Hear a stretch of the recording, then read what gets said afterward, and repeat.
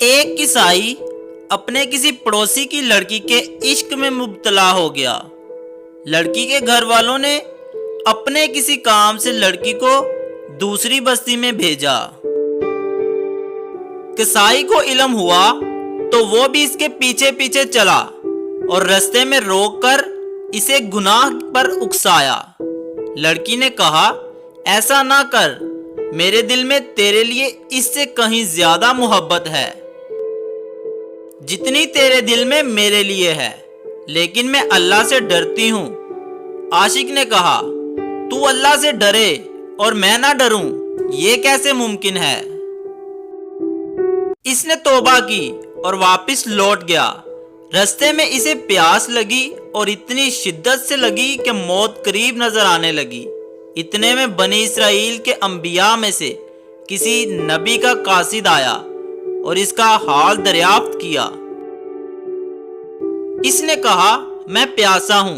قاصد نے کہا، آؤ ہم دونوں مل کر دعا کریں کہ گاؤں میں پہنچنے تک ہم پر بادل کا سایہ رہے۔ کسائی نے کہا، میرے پاس کوئی نیکی نہیں جس کی واسطے سے دعا مانگوں، اس لیے تم دعا مانگو۔ قاصد نے کہا، بہتر، میں دعا کرتا ہوں، تم آمین کہنا۔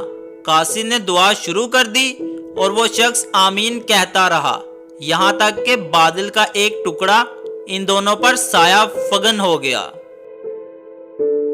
انہوں نے سفر شروع کیا۔ منزل پر پہنچنے کے بعد جب وہ دونوں ایک دوسرے سے جدا ہوئے تو بادل کا ٹکڑا کسائی کے ساتھ ساتھ چلا۔ قاصد نے اسے کہا کہ تیرا یہ خیال تھا کہ تیرے پاس کوئی نیک عمل نہیں، اس لیے میں نے دعا کی تھی اور تو نے آمین کہی تھی۔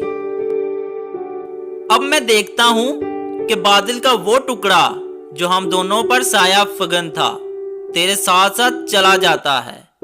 اس کی وجہ کیا ہے؟ مجھے اپنے بارے میں صحیح صحیح بتاؤ۔ کسائی نے اپنی توبہ کا واقعہ سنایا۔ قاصد نے کہا، اللہ کے نزدیک توبہ کرنے والے کی جو قدرت قیمت ہے وہ کسی دوسرے کی نہیں۔